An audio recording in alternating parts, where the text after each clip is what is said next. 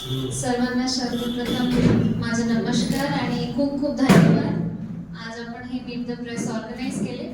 त्यांनी वारंवार मला सांगितलं होतं की आज आपण आमचे अतिथी आहात, तर आम्ही काही अवघड क्वेश्चन आपल्याला विचारणार नाही। मला त्याची कधी भीती पण नाही आहे, बिकॉज मला वाटते की माझं प्रेस सोबत नेहमी डिस्कशन चालतच जायचे।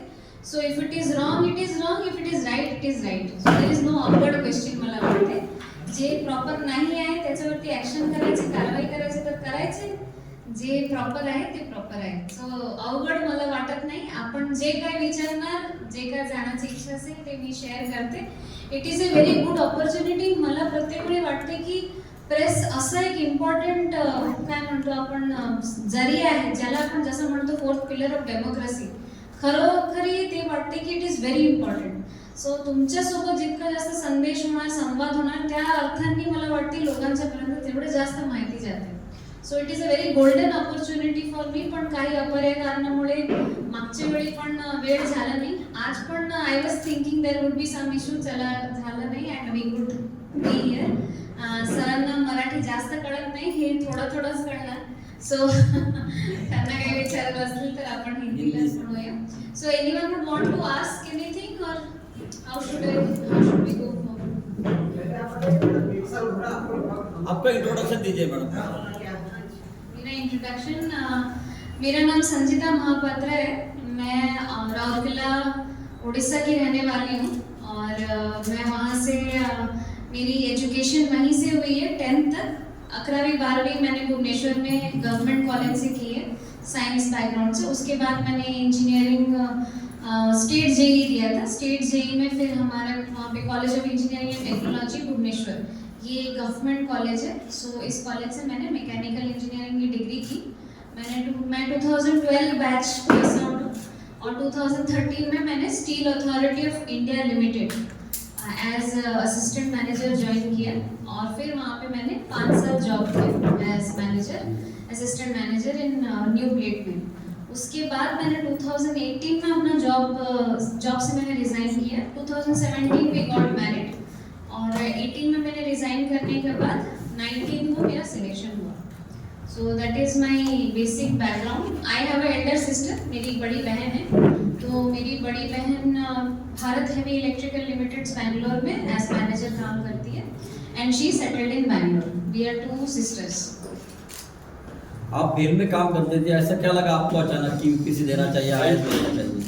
नहीं, मैं सेल में काम करना बस to support my family financially, पर हमेशा से बचपन से कलेक्टर बनना वही ख्वाब था। तो जैसे ही आप कहते हैं ना, बहुत छोटा सा शहर है हमारा, तो वहाँ पे जैसे ही कोई बच्चा अच्छा पढ़ता है तो माँ बाप से कोई ना कोई पूछता है ना, बेटी बड़े होके क्या बनेगी। हर कोई का ये रहता है कि अच्छा पढ़ रहा है तो क्या बनेगी वो बड़ी होके। तो टीचर्स ने कहा और हम भी हमेशा सोचते हैं ना कि कलेक्टर बनना है। तब तो बहुत ही छोटे थे, तब नहीं पता था की कलेक्टरचा अर्थ काय असते ना। फक्त माहिती असते की गाडी, लाल बत्ती गाडी असते, त्यावरून सर निघतात आणि कोणीतरी सलाम करतात। तर ते एक वाईब असते की खूप जास्त रिस्पेक्ट आहे। सो तेच डोक्यात असते लहान वेळात की रिस्पेक्ट खूप भेटते, त्यामध्ये आपण ते जॉब करूया। So that is what my inspiration started to become a collector.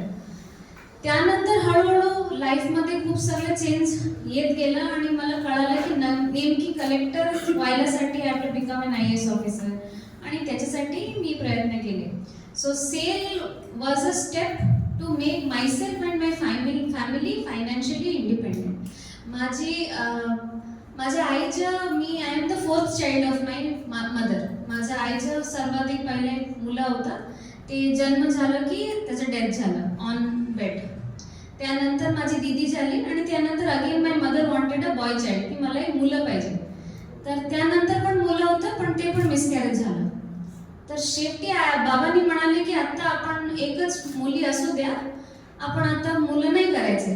पण आईची जिद होती की एक लड़का तो चाहिए ना घर पे। सो शी अगेन सेड की आई conceive. When my mother conceive मी, आई म्हणते तेव्हा की बाबांनी तुला इंजेक्शन घ्यायसाठी मला घेऊन जात नव्हते, म्हणाले तुझी इच्छा होती, मी काहीच करणार नाही यामध्ये। आणि नंतर जेव्हा हॉस्पिटलला मी जन्म झाले तर आई म्हणते की आईचे फर्स्ट रिएक्शन होतं, इसको यहीं फेंक के जाओ, लड़की है मैं नहीं लेके जाऊंगी। तर आईचे एकदम अजिबात इच्छा नव्हतं की परत चौथ्यांदा पण मुलगी झाली.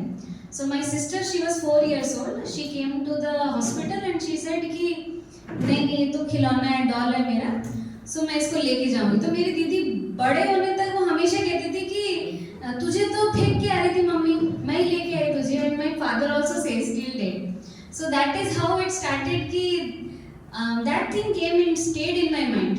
मम्मी हमेशा हर चीज में ताना मारती थी कि 2 लड़कियां हैं, तुम दोनों की तो शादी हो जाएगी, ना हमारा नाम कैरी फॉरवर्ड होगा, ना हमारे साथ हमें अग्नि कौन देगा ना जब हम मर जाएंगे. ये हमेशा माँ बाप के दिमाग में हमेशा रहता है ना कि लड़का नहीं है तो फिर क्या करेंगे हम. So my sister and we both had decided कि हम मम्मी पापा को जब तक फाइनेंशियली इंडिपेंडेंट नहीं करेंगे तब तक मैं अपना यूपीएससी का हो या जॉब नहीं छोड़ूंगी. मेरा हमेशा से मन था कि 12th किया, ग्रेजुएशन किया, मैं यूपीएससी की तैयारी करूंगी. बट वो मैं नहीं कर पाई क्योंकि ना पापा मम्मी तब भी फाइनेंशियली इंडिपेंडेंट नहीं थे. मेरे पापा के पास कभी कोई स्टेबल जॉब नहीं थी. मतलब पापा ने आईटीआई किया था +2 के बाद शीट मेटल में, तो हमेशा कोई जॉब रहती थी कोई नहीं रहती थी. उनका फर्स्ट स्टार्टिंग जॉब था जब सबसे पहले पापा आए थे. We are basically Bengalis born and brought up in Odisha. So my father works in Odisha. तो शीट मेटल जो गोदरेज के अलमारी होते थे ना, पापा वो बनाते सबसे पहले. सो धीरे धीरे पापा का कुछ ना कुछ ऐसे ही व्यवसाय रहता था, तो जॉब पापा का आता जाता रहता था. कुछ महीने पापा के पास जॉब नहीं है, तो इसी के लिए वी डिसाइडेड कि दीदी का पहले बीएचईएल का जॉब लगा. फिर पापा को हमने बोला कि आप अब मत काम करो. My father shifted with my sister. फिर I took up a job and मैंने और मेरी दीदी ने पहले दीदी की शादी करवाई. फिर वी बिल्ट अ हाउस, जिस घर में हमने एक फर्स्ट फ्लोर बनाया जहाँ पापा मम्मी ने उसको भाड़े पे दिया, so that they have a specific source of income. उनको हर महीने रेंट आता है, तो उससे पापा मम्मी का सारा खर्च करते हैं. बट वो जो कहते थे ना कि बेटियों से मांगेगा कौन कि भाई मुझे अभी पैसे चाहिए, तो अब हमने घर बना दिया, अब उसका रेंट निकलता है, तो they don't have to ask us. So now then when मैंने वो घर बनाया दीदी और मैंने, फिर I got myself married. फिर हमने मेरी शादी करवाई. फिर I left my job in 2018 after completing all this. So वो जो 5 साल का गैप था जॉब करने के लिए, ये वन ऑफ द रीजन था कि थोड़ा सा टाइम लगा. And then we have a love marriage. We were together when we were in college only. So he was working in a IT sector. So then I pushed him कि you also prepare for UPSC. तो फिर इन्होंने job छोड़ के UPSC preparations शुरू की. So we decided कि दोनों एक साथ जॉब छोड़ के यूपीएससी प्रिपरेशन करेंगे तो we not be able to stabilise. So he said कि पहले तुम जॉब करो, let me prepare. If I get through. If I don't get through, then I'll start taking up a job and then you prepare. So he gave UPSC 5 times. 5 times. 5 times. Then he cracked the mains 3 times. Gave interview 2 times. So he has been to the interview stage for 2 times. And then finally he said कि now let's get married. अब मैं तुम्हें काफी time हो रहा है. So he gave reserve bank of India, state bank of India, all banking exams, and he cracked reserve bank of India. And then we got married. 1 साल हुआ हमको जॉब में, we got married and he said कि अब you start preparing seriously. So then I left my job and I started preparing. So that was the reason to take up the job. वो 2 बहनों के बीच में जो twist था वो भी थोड़ा बता दीजिए. कौन सा? आपकी बड़ी बहन को ज्यादा चाहते थे, आपको थोड़ा कम ये करते थे, वो क्या है? नहीं, वो तो बचपन में हमेशा लगता है कि उसको ज्यादा चाहते थे, मुझे कम चाहते थे. अब यूजुअली ये हुआ था कि जब मैं क्लास 5 में थी और दीदी क्लास 9 में, पापा का तब जॉब मैंने जैसे बोला ऑन एंड ऑफ था. तो पापा ने घर आके एक दिन बोला मम्मी को कि अब हम दोनों को ही इंग्लिश मीडियम में ही पढ़ाते थे. कॉन्वेंट तो नहीं था, मिशनरी स्कूल थी, चिन्मय विद्यालय था. सो उसमें क्लास 5 में पापा ने बोला कि छोटी बेटी को will put her in government school, कि अभी पैसे नहीं है दोनों का स्कूल फीस देने के लिए. So my mother took a stand. My mother has education still class 5. तो उन्होंने बोला कि बड़ी होकर बेटी पूछेगी ना कि मैंने क्या गलती करी थी, बड़ी बेटी को इंग्लिश मीडियम में पढ़ाया, मुझे नहीं पढ़ाया आपने. सो इतनी मेहनत अगर हम कर रहे हैं कुछ साल और, सो शी मेड अ, उन्होंने जिद की कि नहीं हम इसको पढ़ाएंगे इंग्लिश मीडियम में. फिर मैं प्रिंसिपल स्कूल की उनको पता चला. मैं बचपन से पढ़ाई करते आ रही हूँ, that is the only thing I am good at. I am very poor in sports, but something which I enjoy is reading. So मैं पढ़ाई में बचपन से ही अच्छी थी, तो माय प्रिंसिपल अडॉप्टेड मी। उन्होंने मुझे अडॉप्ट किया और क्लास 5 के बाद से मेरा शूज, चप्पल, जूते, कपड़े, books, everything was sponsored by my school, my mission and my principal. तो मेरे टीचर्स ने मुझे बचपन से बहुत प्यार दिया है। तो घर में मम्मी पापा का हमेशा यही फोकस था कि घर पे खाना कैसे रहेगा टेबल पे। उनको तब ये नहीं ध्यान रहता था कि बच्चे ने आज पढ़ाई करी कि नहीं, स्कूल में क्या पढ़े। आजकल के पेरेंट्स कितने ज़्यादा एक्टिव हैं, मैं आई एम रियली शॉक्ड। हमारे पेरेंट्स को पता ही नहीं रहता था कि ये स्कूल से वापस कब आ गए और स्कूल कब गए। सो वो स्टेज था। तो फिर माय टीचर्स एंश्योर्ड कि मैं अच्छा से पढ़ाई लिखाई भी करूँ, जिंदगी में कुछ बनूँ भी। और उसके बाद से after class 5 my parents have not spent a penny. उन्होंने 1 रुपया नहीं खर्च किया मेरे एजुकेशन के लिए। हमेशा सोसाइटी से किसी एनजीओ ने, किसी नॉन प्रॉफिट ऑर्गेनाइजेशन ने, किसी एनआरओ ने मेरे एजुकेशन को स्पॉन्सर किया। So that became a very strong foundation, जिसने मुझे बहुत पुश किया कि I should do something for the society on a very larger scale. That was my basic motivation to become an IAS officer. हर profession में हम society को contribute कर सकते हैं अगर हम अपने जॉब को बहुत ईमानदारी से करेंगे। बट मुझे लगा कि आईएएस ऐसा एक प्लेटफॉर्म है जहाँ आपको इतना बड़ा एक चांस मिलता है कि आप बहुत सारे बड़े लेवल पे लोगों की ज़िंदगी में बहुत अच्छा एक चेंज ला सकते हो। हम हमेशा प्रिपरेशन के दौरान बात करते थे कि अगर एक जगह जा रहे हो आप एज एन आईएएस ऑफिसर बन के, तो जब उस जगह को छोड़ के जाओगे ना, तो आपकी एक पहचान वहाँ रह जानी चाहिए कि मैं ऐसा इस जगह आई थी और मैंने इसका इस तरह से रूप बदला और ले गई। मैम आप उड़ीसा से बिलोंग करते हो। उड़ीसा की एक हिस्ट्री है, जैसे कि एंशियंट हिस्ट्री है, जैसे अशोक का साम्राज्य, कलिंग, वास, बहुत सारे ऐसे युद्ध भी हुए पुरातन काल में। लेकिन आपने यूपीएससी में ऑप्शनल सब्जेक्ट सोशियोलॉजी चुना था, क्या इन्हें कह सकते हैं? फर्स्ट ऑफ ऑल क्या हो गया था कि हमारे आई हैड थॉट कि मैं पहले अपनी इंजीनियरिंग के सब्जेक्ट ही लूँगी, बट 5 साल इनके तो जॉब हो गया था, तो engineering subjects way not very strong. Sociology लेने के पीछे एक रीज़न था कि वो सब्जेक्ट मुझे बहुत ही ज़्यादा इंटरेस्टिंग लगा था। I had thought of doing sociology as my arts subject, पर मम्मी पापा ने बोला आर्ट्स पढ़ के नौकरी नहीं मिलती, so I did not opt for arts. So I had interest in sociology from a very long time. So history something I am not very strong at, मुझे लगा, बिकॉज हिस्ट्री में थोड़ा सा ज़्यादा याद करने को बहुत कुछ रहता है। सोशियोलॉजी में सोसाइटी में क्या कुछ हो रहा है, what is the reason behind it, it's very connecting. तो इसीलिए sociology is something I enjoyed and that's why मैं 3-4 साल तक मैंने उसी सब्जेक्ट के साथ प्रिपरेशन की। यहाँ जैसे हमने रिमोट एरिया में काम किया, अमरावती के लिए क्या मॉडल आपके दिमाग में है, कुछ तय होगा तो बताइए। अमरावती के लिए मुझे लगा कि जैसे पालघर और डहाणू में ना, मैं हमेशा बोलती थी कि मिट्टी के घर मैंने इतने देखे हैं कि आई वाज ऑलवेज थिंकिंग कि अभी भी हम काफ़ी पीछे हैं। बट मैं एटलीस्ट मैक्सिमम 85% कह सकती हूँ कि यहाँ पे अमरावती में पूरे 14 तालुका में, barring very few houses in Melghat area, बाकी 12 तालुका में मिट्टी के घर नहीं देखे हैं मैंने। तो प्रधानमंत्री आवास योजना जो अभी हम इम्प्लीमेंट कर रहे हैं, it has reached quite a saturation point.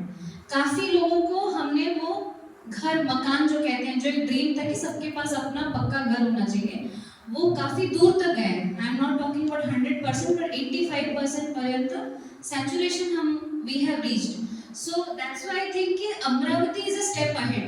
Amravati बहुत पीछे नहीं है। सो ऐसा कुछ नहीं, पूरे रूरल बैकग्राउंड से अमरावती को मुझे ऊपर लेके जाना है। इस साल मैंने 3 विजन पॉइंट रखे हैं इस बार, जो मैं काम करना चाहती हूँ, जिसपे मैं हमेशा से हेल्थ और एजुकेशन, ये दोनों सेक्टर मुझे हमेशा से बहुत इंपॉर्टेंट लगते थे। एंड नाउ व्हेन आई कम, यहाँ पे सेल्फ हेल्प ग्रुप्स बहुत ही ज़्यादा एक्टिव हैं और बहुत अच्छा परफॉर्म कर रही हैं। So self help groups in 3 sector में, स्पेसिफिकली एजुकेशन में, to improve the quality of education.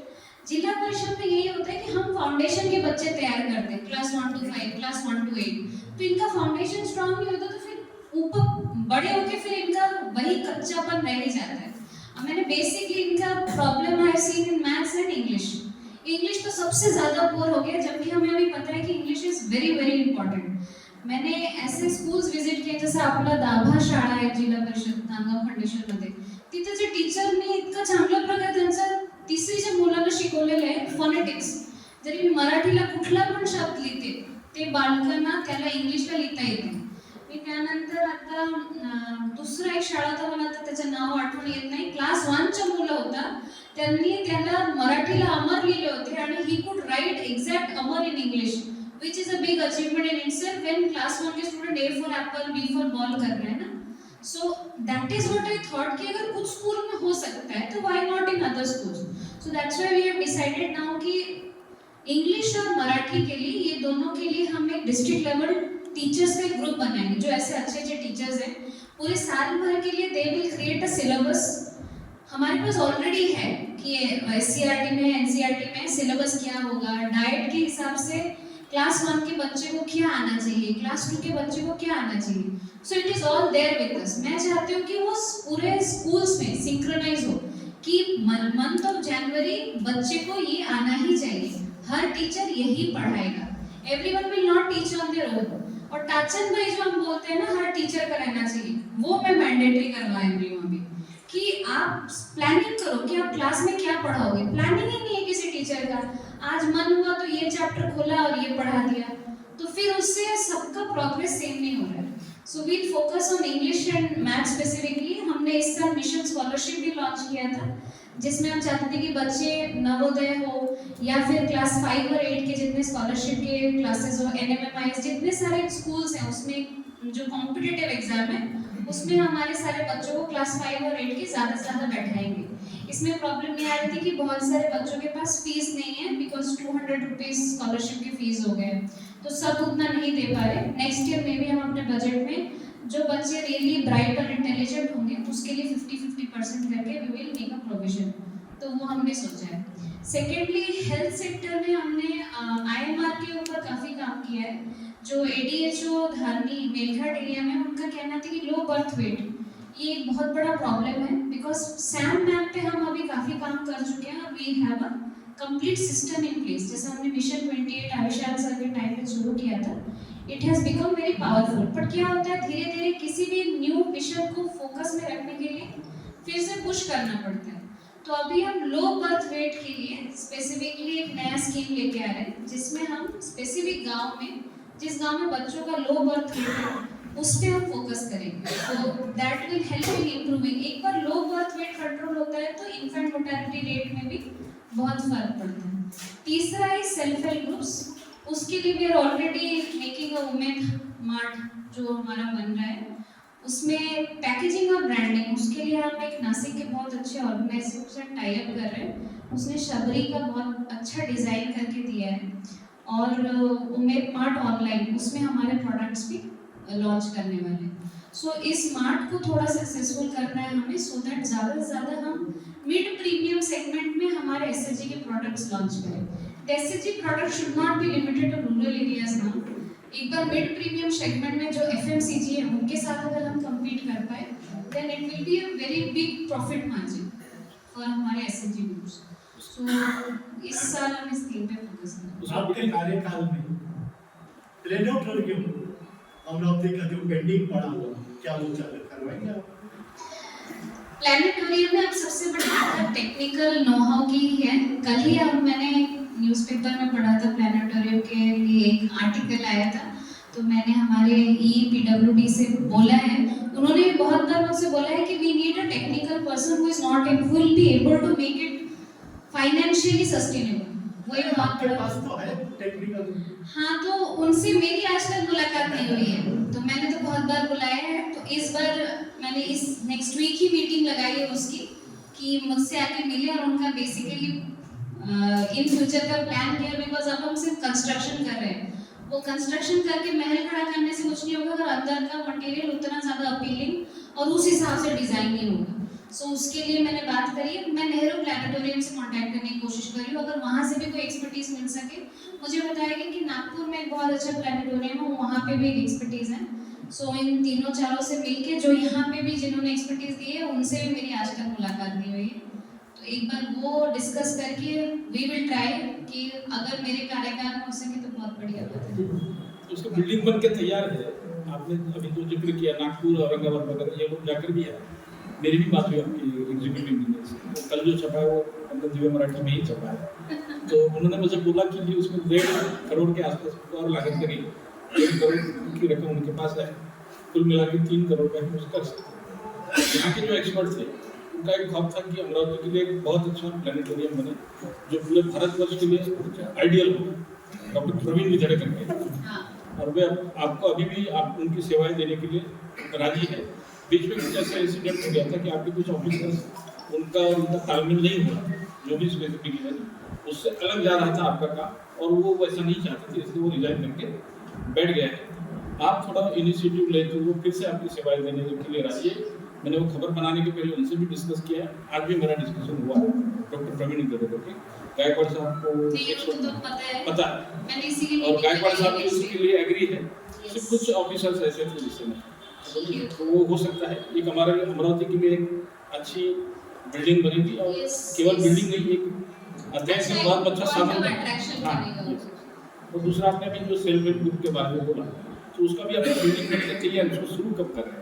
नहीं, अभी हम उसका आर्किटेक्चरल डिजाइन कर रहे हैं। मैंने एक private architectural design work order लगवाया था, तो वो उसका एक आर्किटेक्चरल डिजाइन करना है। मुझे सिर्फ वहाँ पे सेल्फ लगा के सामान नहीं रखना है, मुझे वहाँ पे एक एक्सपीरियंस देना है एसएसजी ग्रुप का। तो उसके लिए हम अभी काम चालू है उसका इंटीरियर का, तो मेरा पैकेजिंग वाला भी काम चालू है। इस दोनों को टाइमलाइन देके मैं डिक्लेयर करूंगी। आई am not saying any timelines right now, so that फिर वो टाइमलाइन हो जाता तो फिर आप लोग छापने लग जाएंगे कि मैडम ने बोला था आज तक शुरू नहीं होता है ये 5 ईयर प्लान से। मेलघाट में मैडम एनजीओस बहुत काम कर रहे हैं, और पिछले 10 वर्षों से मीडिया में ऐसी चर्चा है कि मेलघाट के कुपोषण के नाम पर एनजीओस अंतरराष्ट्रीय स्तर पर पैसा बहुत उगाही करते हैं, और उतना पैसा वहाँ पड़ता नहीं है। वर्तमान डिविजनल कमिश्नर जो है नीति पांडे मैडम, उनसे मैंने इस बारे में जाकर व्यक्तिगत चर्चा शुरू की, उन्होंने इसकी डिटेल में मोबाइल में शायद आपसे मोबाइल में होगी, और उसमें उनको पता चला था कि ये बात सही है। और कुपोषण कितने प्रमाण में वहाँ है, उससे ज़्यादा प्रमाण में हर अधिवेशन के पहले बड़े अखबारों में खबरें छपवाई जाती है। ये मेरा व्यक्तिगत मानना है, क्योंकि अधिवेशन के अलावा कभी खबरें छपती नहीं है मेलघाट में कुपोषण में। अधिवेशन आता है, बड़े अखबारों में 2-3 अखबारों में छपवाई जाती है, पैसा जमा किया जाता है। इस बारे में कोई कंट्रोल या आपकी कोई जानकारी कि वहाँ जितना कुपोषण है उससे कई मल्टीप्लिकेशन में पैसा जमा किया जाता है, इसके ऊपर कोई कंट्रोल या आपकी कोई कार्रवाई कभी?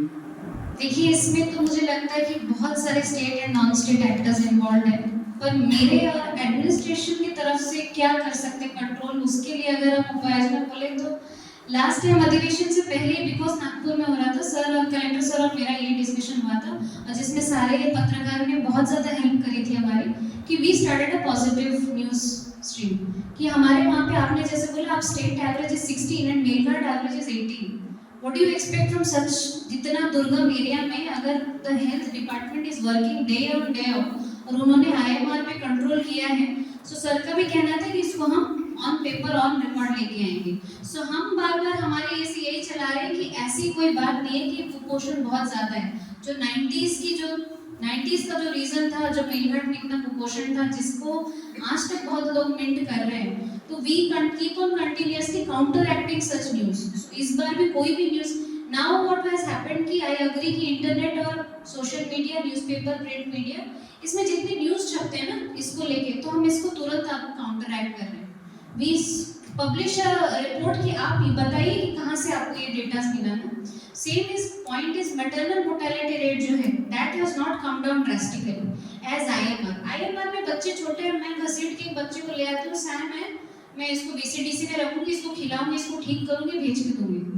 MMR में क्या हो जाता है कि वो दे आर एडल्ट, उनको अगर भी मैं कहूँ कि अभी भी हर दिन जब भी एक माता को, गर्भवती माता को बोलूँ कि तू PHC में आके डिलीवर कर, एक पुलिस जब तक नहीं जाती, महिला कांस्टेबल, तब तक वो महिला नहीं आती है। सो उसको चेंज करने में मुझे थोड़ा टाइम लगेगा, because it's what you say behavioural change, कि सोसाइटल चेंज लाना पड़ेगा। So that's why I have been able to beat the IMR, but I will take time in MMR। सो ये जो NGOs, नॉन स्टेट एक्टर्स, ये तो I agree to your point, I do not say it's not happening, but इसके लिए प्रशासन की तरफ से हम यही कर सकते हैं कि जितना हम अपना काम कर रहे हैं उसको rather than keeping under wraps या inside files, हम भी आपके साथ बार बार शेयर करें to counteract the negative narrative जो मेलघाट के लिए चलते हैं.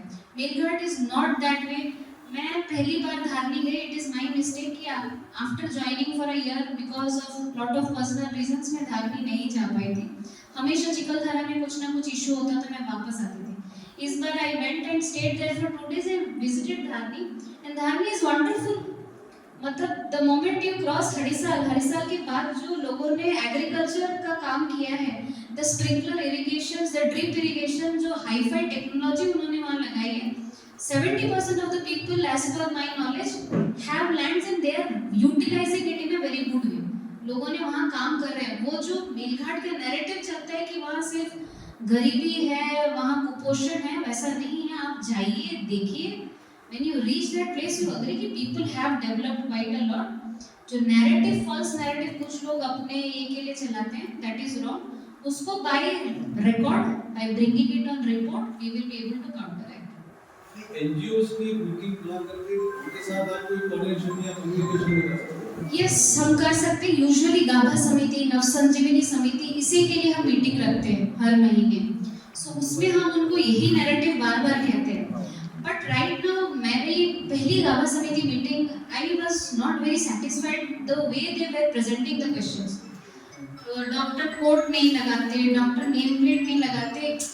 आप मूल रीजंस जो है उस पर फोकस करिए. तो मुझे वही लग रहा था कि क्वालिटेटिव इनपुट्स नहीं आ रहे थे वहाँ से. एज यू सेड कि they are not focusing on क्या क्वालिटेटिव इम्प्रूवमेंट हम कर सकते हैं. एनजीओस के साथ dialogue, you are right, we can increase it of the Melghat area to ensure कि ये जो नेगेटिव फॉल्स नैरेटिव अगर वो पोर्ट्रे कर रहे हैं तो they should bring it down. हमारी गाभा समिति की मीटिंग फिर से शेड्यूल्ड है नेक्स्ट वीक में. So I will take up this point. काफी दिनों से हुई नहीं ऐसा बताया जा रहा था. हाँ, वो बिकॉज कलेक्टर सर की अध्यक्षता से होती है और कलेक्टर सर लोकसभा में बिजी थे, तो इसीलिए सर जब तक फ्री नहीं हो पाए तो नहीं लग पाए थे. नाउ लोकसभा हैज गॉट हमने लगवाई है.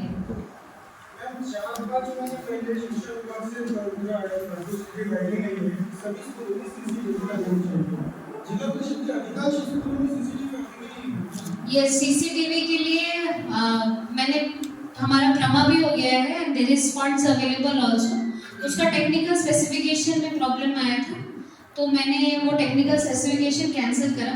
मुझे वो प्रॉपर नहीं लगा था, तो मैंने फिर गवर्नमेंट आईटीआई को फिर से लिखा है कि मुझे एक स्पेसिफिक जो है प्रॉपर वैसा टेक्निकल स्पेसिफिकेशन दीजिए.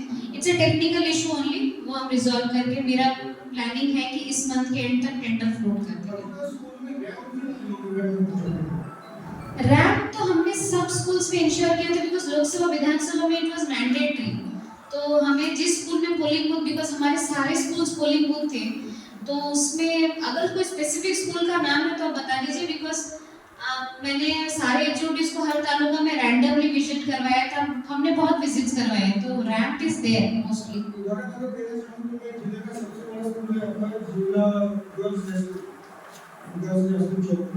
उस स्कूल का अभी टूटा फूटा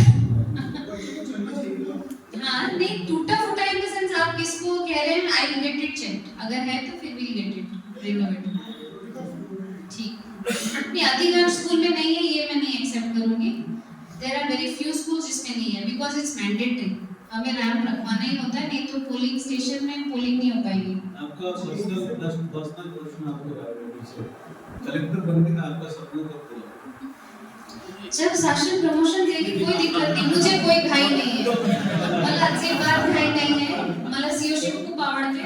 this is one of the best post where you have actually developmental works. Collectorship में फिर वही मारापीटी चालू हो जाती है. रणजीत जी के हाथ में सबसे बड़ा खजाना है आरबीआई. आपके पास में जिला परिषद है ग्रामीण. ये कोऑर्डिनेशन कैसा हुआ मुंबई में या अमरावती में कैसा होता है? तो मैं इसमें सर बताएं. आपसे प्रश्न पूछ रहा हूँ. कोऑर्डिनेशन मतलब एग्जैक्टली फैमिली लाइफ का कोऑर्डिनेशन कैसा होता है? आप आरबीआई आपके हाथ में है, मैडम के हाथ में ग्रामीण रहता है. दोनों का काम मतलब बहुत अलग है. पर्सनली अगर देखा जाए तो आई इंश्योर कि मैं 2-3 हफ्ते में एक बार इधर आता हूँ. मैम जब भी टाइम मिलता है शी ट्राइज के वहाँ पे वो लोग आए और विजिट करें. तो अभी हमारा 9 months का बेबी है. इसलिए थोड़े इश्यूज होते हैं, ठीक है, सबको ही होता है, तो we are trying to manage. ऐसा लेकिन बहुत ज़्यादा ऐसा कुछ नहीं है, तो मैम इज़ वेरी डेडिकेटेड, उनका जो काम है वो करते हैं अच्छे से, और मैं क्या कर सकता हूँ, ट्रैवल कर सकता हूँ, वो मैं करता हूँ एवरी 2-3 वीक्स में करता हूँ। सर बहुत ज्यादा हम्बल हो रहे हैं। मतलब I would always say he is also shy, so I'll say कि it is हर कहते हैं behind every successful man there is a woman. तो in my life it has been this man. He has supported me since day one. जब मुझे भी लगता था कि नहीं मैं नहीं कर सकती, इसने बोला तुम्हारा नहीं होगा तो किसका होगा यार, तुम्हारा तो पक्का होगा। So he has supported me since day one. जब मेरी शादी हुई, सास ससुर ने बोला कि अब शादी हो गई, तुम रिजर्व बैंक इंडिया का जॉब देख लो, साथ में तुम दोनों का ट्रांसफर होगा, कोई दिक्कत ही नहीं है। मेरी मम्मी ने जिसने सपना देखा था कि उसकी बेटी कलेक्टर बनेगी, उसने भी बोला अब तो कुछ नहीं करना है, अब शादी हो गई, अब सेटल डाउन। इस इंसान ने बोला कि नहीं, शादी हुई हमारी जनवरी में and in May I think so I went to Delhi. मैं दिल्ली गई 3 महीने एक कोर्स करने के लिए, जबकि सबका स्ट्रिक्ट नो था, अभी अभी शादी हुई है, लड़की को अकेले क्यों भेजा। तो ही वाज लाइक उसको पढ़ाई करनी है, शादी हो गई, कुछ अलग थोड़ी ना हो गया। And then he went on fighting. और अभी भी जब मैं डहानू में थी या कहीं भी रहती थी, वो मुझे इतना ही रिक्वेस्ट करते थे, इनको पता था कि मैं कभी किसी के पास जाऊंगी नहीं, बोलेंगे मुझे ये जवळचा पोस्ट द्या। He went and he would always go to sleep and say फक्त थोड़ा सा मेरे आसपास का ट्राई करो। तो मैंने स्टार्टिंग ऑफ माय करियर मैंने बोला था कि मैं जाके फॉर्मल एप्लीकेशन लिख के दे दूंगी। तो मैं जाके जीएडी में मैंने एप्लीकेशन लिखा था कि वो I want to start a family because I am already crossing age, so if it's possible मेरे को डहानू पालघर में पोस्टिंग हो सके तो दिया जाए। तो that was the request I had made.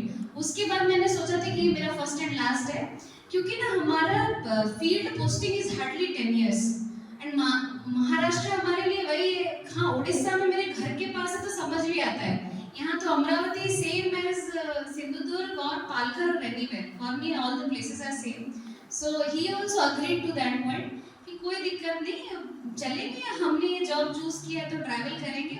सो पहले हम वीकेंड कपल थे, सैटरडे संडे मिलते थे, अब हम फोर्टनाइट कपल हो गए। हम लोग का ऐसा है कि हम लोग 2011 से साथ में हैं, हम लोग साथ में कभी रहे ही नहीं।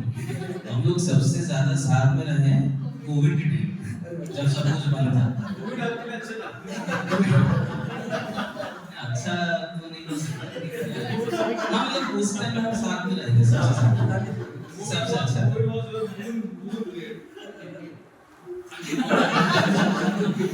That was the 6 months जब हम साथ रहे थे, तो I also agree it was very good. Sorry, not in a negative sense, but हमारे लिए बहुत अच्छा था। अभी also we travel. I have started traveling also because my son has started rejecting him. अब ये कौन है उनको नहीं पता। घर में सबके पास जाता है, पापा के पास नहीं। तो वो भी कहते हैं कोई बात नहीं, 1 साल के बाद 2 साल बाद जब उसे पता चलेगा कि कहाँ से पैसे निकलते हैं पापा, तो वो सिर्फ पापा ही बोलेगा। सो अब मैं एफर्ट भी नहीं लूँगा, आराम से उसको पहचानने दो मुझे, then it will be fine. But he has supported me a lot. जब मेरा रिजल्ट्स भी निकला था तब भी जब मीडिया आई थी and they were taking a interview and I would always say कि कुछ तो बोलो कहीं पे, तो everyone would give him a lot of importance कि नहीं नहीं आपके पति ने सपोर्ट किया इसलिए आपने किया। तो ये सबसे कहेंगे इसने पढ़ाई करी, इसने एग्जाम दिया, इसने रात रात भर जगा, आप इसको क्रेडिट दीजिए, मुझे क्यों दे रहे। बट इट इज ट्रू कि he has been, if I have a stressful work, he understands that. There are days कि दिन भर में मैं हार्डली 15 मिनट्स ही बात करती हूँ।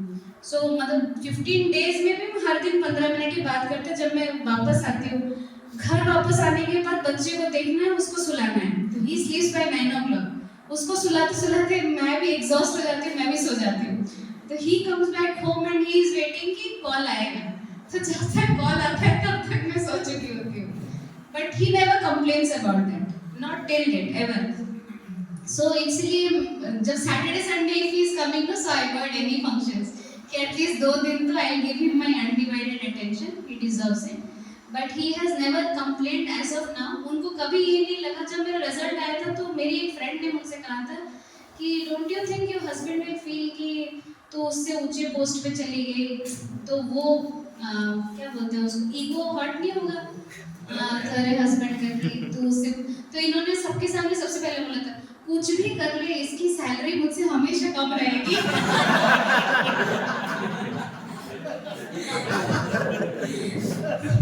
So from that I assume कि he will take everything in the right mind, because एक आदमी मर्द तब होता है जब उसे लगता है कि ये मुझसे आगे नहीं जा रही है, ये मेरे लिए एक श्रृंगार है, she is my pride। तो ये हमेशा मेरे को अपने प्राइड मानते हैं कि मेरा गुरूर है कि ये मेरी वाइफ है। सो वो मेरे लिए सबसे बड़ा एक अचीवमेंट है। मैडम ज्वेलरी की दुकान पे जाने वाले क्या है और तारीख में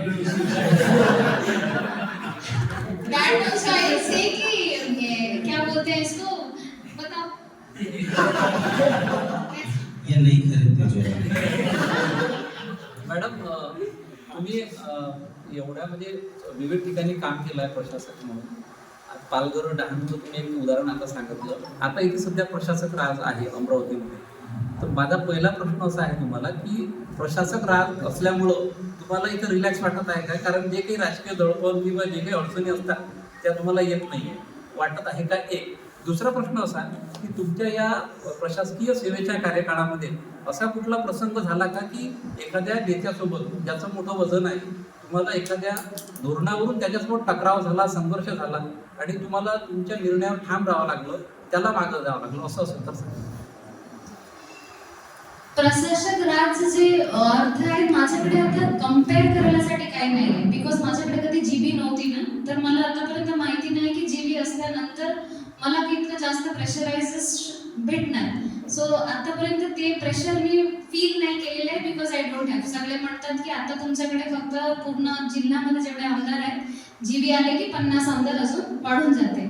सो that is there, that I am yet to feel, but because Amravati खूप मोठा जिल्हा आहे आणि ह्यामध्ये इतकं सगळे ऑलरेडी आमदार आहेत ज्यांचं क्लॅशिंग काही ना काही व्ह्यू असतातच, सो ते प्रेशर नेहमी असते। So that is there, but मला प्रत्येकवेळी वाटते की जे पॉलिटिकल पर्सनल आहे त्यांची पण एक गोष्टीसाठी जबाबदारी आहे, त्यांना पण कोणाला रिप्लाय करायचे असते। तर त्यांची जरी काही मागणी असेल आणि ते मला प्रॉपर वाटत असेल तर आम्ही त्यांच्यासोबत डिस्कशन करून देतो, असं काही अडचण नाही आहे। पण मला जरी पटत नसेल तर मी त्यांना प्रॉपरली मतलब नम्रपणे रिक्वेस्ट करते आणि ते ऐकतात पण। असं आतापर्यंत कुठल्या धोरणासाठी नाही जे तसं झालेलं नाही आहे सध्यापर्यंत, पण मला वाटतं की 1 वर्ष कालावधी प्रत्येक ऑफिसरला ना एक कसं म्हणतो हनीमून पिरियड सारखं असते। एव्हरीवन इज अंडरस्टँडिंग की मॅडमचा स्वभाव कसा आहे, मॅडम कोणाला किती रिस्पॉन्ड करतात। मला वाटतं ह्या वर्षी मला ते फ्रिक्शन जे तुम्ही म्हणतात ना येऊ शकतात, दॅट विल बी देअर। सो ते आता बघायचे आहेत, बट स्टील मला वाटते की अल्टिमेटली जरी दोघांच्या एंड रिझल्ट लोकांच्यासाठी कामं करायचे आहे, त्यांचं भलाईसाठी असेल तर आपण तसंच करूया। मला वाटतं I can also convince them accordingly.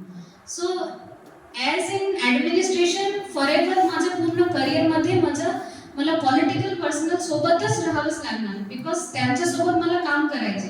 तर सोबत कसं काम करून घ्यायचे ते मला शिकायचंच आहे आणि त्यांच्यासोबत मला काम करायचंच पण आहे। So that friction should not B because of ego, it should be because की हे कामं चुकीचे नाही झालं पाहिजे। सो आय थिंक सो मी कधी माझे इगो नाही आणणार की त्यांनी मला असं कशासाठी सांगितले, त्यांना असं नाही सांगायला पाहिजे, and they should not also bring the ego. It is ultimately public work, लोकांच्यासाठी काय कामं करायचे असेल तर आय थिंक सो मला वाटत नाही की that will be an issue. माझं जिल्हा परिषदमध्ये तर सध्यापर्यंत इट इज प्रॉपर आहेत मला वाटते। फ्युचरला बघूया जेव्हा जीबी असेल तर तेव्हा काय। एखाद्या महिला नेत्यासोबत तुमचा टकराव झाला कधी? पुरुषांसोबत नाही, महिलांसोबत? तुम्ही महिला अधिकारी आहात, महिला नेत्यासोबत? नाही नाही आता नाही झालेलं। चांगलं संबंध आहे, तुम्हाला कुठून ऐकलं ना आलं असेल तर तुम्ही सांगा। नाही, महिलांचं पटत नाही असं I am a strong बिलीव्हर of महिलांना पुढे घेऊन जाऊ शकतात। सो महिलांना प्रोत्साहन द्यायला पाहिजे, पण तक्रारी नसते। पण आमच्या ऑफिसला स्टाफ आहे जे बदमाशी करते तर त्यांना मी ओरडते, दॅट इज डिफरंट। ऑफिसमध्ये येताना पुष्पगुच्छ आणि इतर साहित्य आणण्यापेक्षा शालेय साहित्य असा एक तुम्ही मागे प्रयोग केला, त्याला कसा रिस्पॉन्स आहे? इनिशियल रिस्पॉन्स चांगला होता, लोकांनी खूप जास्त सराहना केली, पण लोक त्याच्या अंमलबजावणीसाठी हे करत नाही. they congratulated me and then it did not go through because maybe as a society आमचा अभ्यासच आहे की आपण पुष्पगुच्छ देतो, प्रेमाने देते सगळं, पण ते इम्प्लिमेंट करायला थोडा, आता मला वाटते स्वतः सीएम साहेबांचा तो पूर्वीपासून आहे की आले की त्यांना एक सिंगल फ्लावर द्यायचे, आणि मला पण वाटतं दॅट इज ओके. पण हे पण कोणाचं उदरनिर्वाहाचं साधन आहे, प्रत्येक वेळी इट इज ऑपोजिट. पण ट्राय करूया. शालेय साहित्य मला वाटते थोडं चांगलं होऊन जाते. सो मी परत ह्या न्यू इयरला परत रिन्यूअल करायचं आहे मला, तर मी थोडंसं एक आवाहन करते, ते झालं की चांगलं. आम्ही आमच्या याच्यामध्ये घेऊ. पुष्पगुच्छ आणण्यापेक्षा शालेय साहित्य आणा, Yes. ते कोणत्यातरी विद्यार्थ्यांच्या कामी येईल तुमच्या माध्यमातून. एक एक्झाम्पल मी ऐकले होते, I will not take the name of the district head collector, त्यांनी पण म्हणाले होते की पुष्पगुच्छ नाही आणायचे, किताब आणायचे, बुक आणायचे येताना. तर तिकडचं जे लोक होते की मॅडम अभी बुक बहुत कॉस्टली पड़ जा सर असं पण नाही व्हायला पाहिजे की शाळेत साहित्य घेताना म्हणणारे की जास्त कॉस्टली झालं. So it is as much as one can give, जेवढे हो सकते. बूंद बूंद से सागर बनता है. तो सर्वाधिक के रिफॉर्म्स के हिसाब से जो आपने डायलॉग किया 2-3 बार, वहाँ पे मीटिंग नहीं की कहाँ पे? आपके जिला परिषद में, हाँ. सबको मिलकर उनको व्यक्तिगत रूप से भी कोई समस्या हो तो भी डिस्क्लोज कर सकते हैं, ऐसा भी मैसेज दिया. तो एक अच्छा कम्युनल हार्मनी जैसा वातावरण बना है. कुछ लोग मतलब हमसे शेयर करते समय बोलते हैं कि नहीं अब तक ऐसा ऑफिसर नहीं देखा. आपका क्या observation compare to Palghar? Palghar में ना एज एसडीएम हमारे पास बहुत बड़ा स्टाफ नहीं होता. मतलब जिला परिषद में आके आप अचानक से I am expose to staff of 10,000, 10,000 का स्टाफ, उनके सारे समस्या को समझना, उनका इतना बड़ा, मतलब वी ऑल जोक कि it's not chief executive officer, it's chief establishment officer. मेरा 50% to 60% टाइम एस्टेब्लिशमेंट के काम में जाता है. सो मैं जब पहले आई थी तो मेरा सबसे पहले दिमाग में था कि जो एम्प्लॉयज हैं उनको सबसे पहले खुश रखना चाहिए. वो अपना इतना अपने लाइफ का बहुत बड़ा टाइम वो यहाँ दे रहे हैं. उनका इंक्रीमेंट, उनका मेडिकल बिल, उनके प्रमोशंस, ये सारी चीजें पहले क्लियर करो. इनके वॉशरूम्स, जो सीएम साहब ने अपने 7 days प्लान में बोला था ना, ये मेरे सबसे पहले दिमाग में था. When a CM sitting over there is thinking in this terms, no, मुझे लगता है कि as an officer head of the, लोग अपना काम करेंगे, उसका काम है फाइल मूव करना, वो तो करेगा ही ना. बट अगर उसके दिमाग में है कि मेरा सैलरी नहीं आया टाइम से, मेरा मेडिकल बिल पास नहीं हुआ, मेरा प्रमोशन क्यों रुका हुआ है, सो देन अगर इसमें वो फंसा रहा तो वो आगे नहीं बढ़ पाएगा. तो इसीलिए मेरे दिमाग में था कि as a officer I can only work when my team is working. So team work पे मैं बहुत बिलीव करती हूँ. सो इस टीम को कैसे रीएनर्जाइज करना, उसके लिए ये जितने सारे नॉर्मल प्रॉब्लम्स हैं जो हमेशा हमारे हाथ से सॉल्व हो सकते हैं, उसको पहले सॉर्ट आउट करो, फिर उसके बाद आपको आप सब लोग काम करेंगे. तो मैंने तो ये भी सुना है आजकल रैंडम लोग आके मैडम बहुत स्ट्रिक्ट है, तो ये हवा कहाँ चल रही है मुझे नहीं पता. बट मैंने सबको बार बार बोला है कि स्ट्रिक्टनेस इज व्हेन आप काम प्रॉपरली जो एज पर होना चाहिए वैसे नहीं करते हो.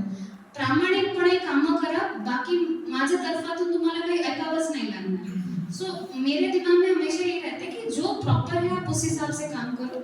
आपके मेरे लेवल पे जो पेंडिंग है वो मैं प्रायोरिटी में क्लियर करती हूँ, आपके एचआर और एस्टैब्लिशमेंट रिलेटेड. तो इसीलिए आई होप सो कि इस टीम में अच्छा मैसेज जाए, उनको ये लगे कि हमें अगर कोई पर्सनल प्रॉब्लम है हम जाके मैडम को अप्रोच करें तो मैडम विल हेल्प. मैं चाहती हूँ कि ऐसा मैसेज है. पर मैं ये मैसेज भी नहीं जाना देना चाहती हूँ कि हर इंसान आगे बोले मैडम माझ्याकडे इतका प्रॉब्लेम आहे, मला इकडून तिकडे टाकून द्या.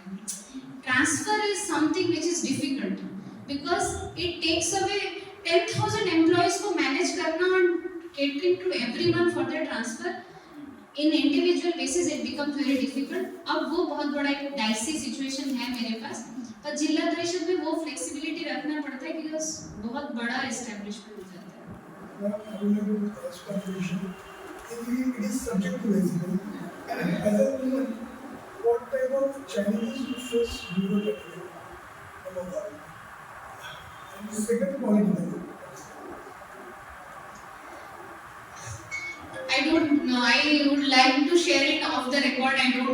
want it to be printed or posted anywhere. So it would be good if you don't print this, because I don't want to put anyone in the wrong light. As a women officer, you do face challenges. That is true even today. People always think you to be a woman and आम्हाला by नाही पाहिजे. This is a very common statement you hear the moment they hear कि एक लड़की collector या फिर एक CO के पोस्ट में आ रही है. So आजकल ऐसा हो कि कोई भी वुमेन ऑफिसर ट्रांसफर होता है ना, इवन मेल ऑफिसर, हम जिस दिन ट्रांसफर ऑर्डर निकला उसके 1 घंटे में वहां जाके पोस्टिंग लेना चाहते हैं कि पोस्टिंग छीन ली जाएगी. मतलब what kind of a narrative are we putting ना, कि वो एक नैरेटिव था. जब मैं मैटरनिटी लीव पे गई, सबसे बड़ा दुख मुझे तब था कि I was waiting for the model code of conduct to kick in so that I'll not get transferred. I was 35 weeks due and I was in literally lot of pain and March was there.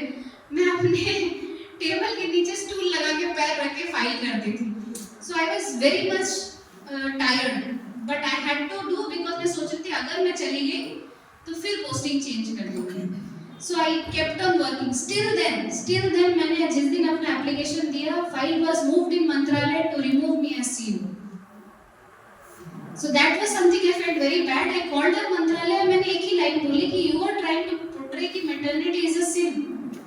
It's a thing which has been naturally gifted and that is what I have to take. Still I joined within 3 months. Against the wishes of everyone. सब बहुत गुस्सा थे घर पे कि तू ऐसा क्या जॉब कर रही है ना. They said to me to the extent, छोड़ दे जॉब, कोई जरूरत ही नहीं ऐसे जॉब करने का. But I knew in my mind it's temporary. And as a woman officer मुझे लगता है कि मैं कभी-कभी बहुत ज़्यादा you have to show कि you are very strong and strict. नहीं तो लगता है कि people will take you for granted. आपको मैं इतनी strict शायद नहीं हूँ in my personal life जितना मैं professionally रहती हूँ. To ensure कि लोग कोई आके अरे लड़की है कोई नहीं चलता है बोल लेंगे, नहीं, मैं चाहती हूँ कोई खड़े होके मेरे सामने नॉनसेंस करने की हिम्मत भी ना करे. No one should stand in front of me and have the audacity to speak nonsense. Politically भी वही अड़चन है. मैंने बहुत बार ये लाइन सुनाई कि भाई हमारा नहीं पाहिजे. आज तक as a collector at the Mantralaya level also it is decided कि वहाँ लड़की नहीं चाहिए मेरे. Even if you have a reputation or whatever, लोग अभी भी push करते हैं. So it was a big game changer for all of us when Honorable Sujata Sonic ma'am became the Chief Secretary. It was a very good message to all of us. We felt good.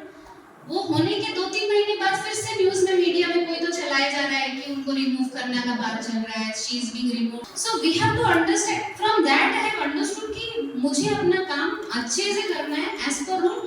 I am an officer. I am not a woman officer. I don't want to add that part to me. When I became an IAS, I did not become IAS bracket woman. I became an IAS officer. So people should recognize me by that. They should not recognize me ये अच्छी woman IAS officer है, ये एक अच्छी officer है. तो yes, there should be no gender bias. It is societal. ये रहेगा. हम इसको immediately नहीं ये कर सकते. तो as an officer जब मैं जिला परिषद में आई ना तो मेरे दिमाग में यही था कि I have to implement that femininity along with strictness, है ना. लड़कों के साथ क्या होता है, चलो भाई चाय पी लेते हैं, फिर सब दोस्ती यारी हो गई. मैं तो अब किसी से नहीं कह सकती ना अपने एचओडीज के साथ चलो चाय पी लेते हैं कि हम दोस्त यारी बन गए. So मुझे उनके साथ अच्छे से प्यार से भी बिहेव करना होता है और स्ट्रिक्ट भी रहना होता है. वो रेस्पेक्ट जनरेट करने के लिए they should start respecting me for a person who I am. नहीं तो एक वुमेन ऑफिसर को एज अ बॉस देखना बहुत लोगों को तकलीफ तो होती है, बट वो तकलीफ उनको ना हो, उनको मेरे लिए वो रेस्पेक्ट फील हो कि नहीं मैडम ने बोला तो हम करेंगे. वो मेरे 1 साल का मेहनत मैं वही कर रही हूँ. मुझे लगता है मैं अभी भी वो मेहनत कर रही हूँ कि लोगों को वो रेस्पेक्ट आए, not as an women officer but ये हमारी चीफ एग्जीक्यूटिव ऑफिसर है. मैडम आपकी हॉबीज क्या है और आप उसके लिए समय कैसे निकालते हैं? नहीं, मैं नहीं समय निकाल रही हूँ अभी. I really say but Avishrant sir की हॉबी सिंगिंग थी और सर मैं जब नागपुर गई थी तो सर ने बिल्कुल समय निकाला. सर ने वहाँ ट्रेनर भी लगाया है and he is performing. So sir तो बहुत ही बढ़िया गाते हैं. My hobbies are to sing, dance and cook. So I cook. अभी तक उसके लिए मैंने Saturday Sunday whenever he comes he loves to eat, so I love to cook. He is a very big he's a very great guitarist. So that is how we met actually through college mates. So he is a guitarist and I sing. So that's why that's one of our favorite hobby. Now he also left his guitar. इनके पास तो कोई reason no you don't. That's why I'm also not singing anymore. He sings. He'll sing for you at the end of the day.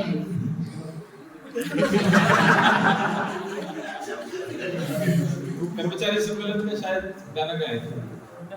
मैंने गाया था। Yes. Ma'am पहली बार introduce कैसे हुए एक दूसरे से आप, और पहले प्रपोज किसने किया था? अरे वाह। ये सर बताइए। सर बताइए।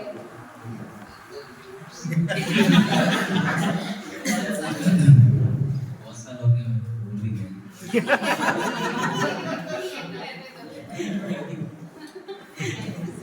ना एक्चुअली हम लोग का कॉलेज में एक बैंड था, इसमें मैं गिटार बजाता था।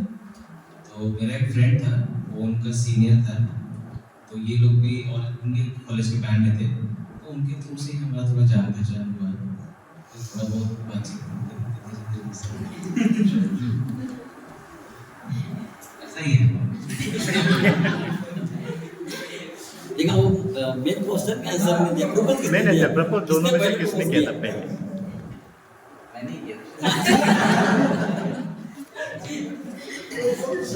तो स्पेशली सर धीरे-धीरे आपके से पूरा घुस रहे लोग।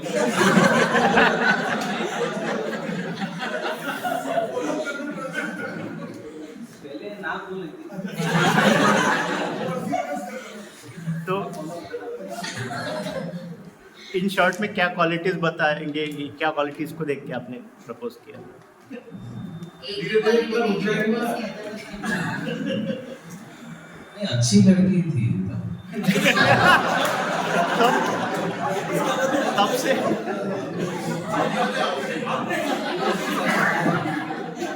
मैं अगर पर्सनली थोड़ा याद करूँ तो she came from very poor background. मेरा ऐसा नहीं था, my father was also an army, तो we were quite well off अर्थ थे, बट स्टिल हम लोग कहीं बाहर जाते थे तो उसको छोटी छोटी चीज़ें पसंद थी। हम लोग के कपड़े खरीदने जाते थे ना, तो वो 80 रुपए की टी शर्ट ही खरीदते थे रोड की साइड से, ठीक है। तो वो धीरे धीरे थोड़ा अच्छा लगने लगा, धीरे धीरे थोड़ा बातचीत किया, देन आई रियलाइज कि वो पढ़ाई में अच्छी थी and she as you can see is very smart. तो वो तब मेरा था कि थोड़ा स्मार्ट लड़कियां अच्छी लगती थी मतलब, इसलिए मैं थोड़ा प्रपोज किया था। मुझे घर जाके बहुत पिटाई पड़ेगी।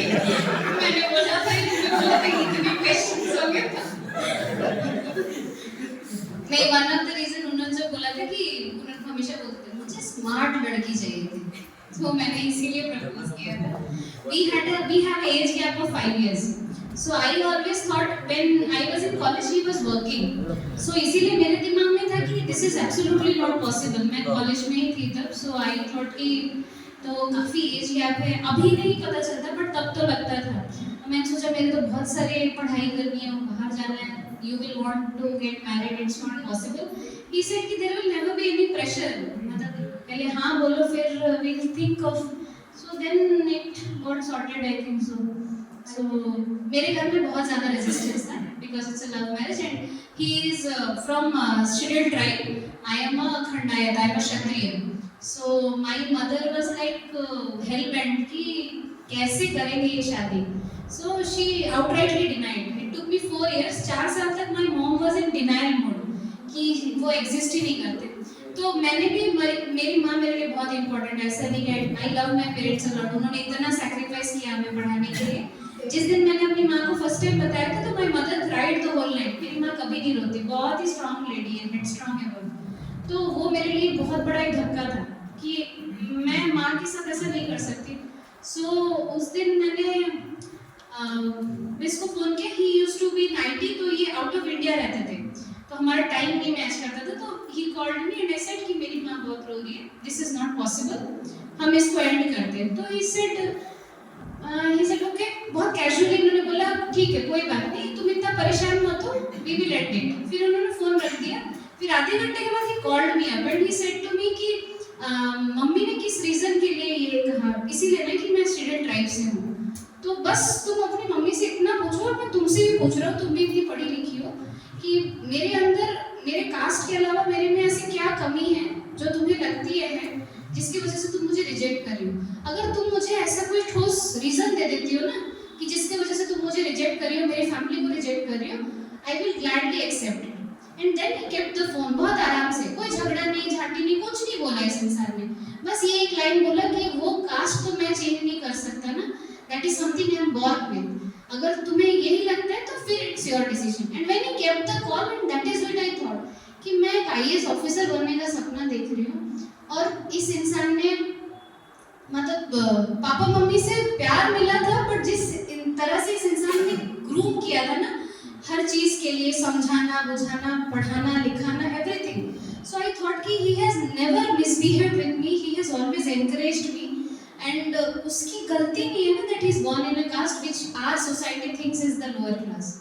सो मैं इस चीज के लिए मुझे फाइट करना चाहिए। Then I called him back and said कि I will fight for this relationship, you don't worry. तो इन्होंने बोला ठीक है, देखते हैं। Then I kept on fighting, because मैं अपनी मम्मी को हर बार पूछती थी, मम्मी उस इंसान में तू एक गलती निकाल दे जो तुझे लगता है कि उसमें अच्छा नहीं है, फिर आई एग्री। फिर मम्मी के पास तो कभी कुछ था नहीं, still then my parents were the only person present in my wedding, कोई हमारी शादी में नहीं आया था हमारे घर की तरफ से। We had a wedding in Bhubaneswar, मेरा घर राउरकेला है, मेरी मम्मी ने कार्ड भी नहीं बांटा, मेरी मम्मी ने शादी का कुछ भी नहीं किया था। And now she is here, and if you meet her someday he will say कि मेरे छोटे दामाद से अच्छा तो दुनिया में कोई नहीं है। तो शी ऑलवेज से कि इतना अच्छा लड़का तुझ जैसी लड़की को तो कभी नहीं मिलता। तो शी ऑलवेज से इतनी झगड़ालू, इतना बोलती है, कौन रहेगा तेरे साथ। So now she is very happy. So I also think कि इन सोसाइटी लव मैरिजेस को लेके बहुत सारे प्रॉब्लम्स होते हैं, बहुत सारी फैमिलीज का दिल टूटता है, but the women in the society they should choose a partner who is actually supporting them, are proud of them, and वैसे लोगों को चुनना चाहिए। तो वो तो लक भी होता है, ऐसा नहीं कि हर इंसान को बढ़िया इंसान मिल जाता है। My luck was good and I found him, and then I fought for this person. तो मुझे लगता है कि it was a good decision that I took.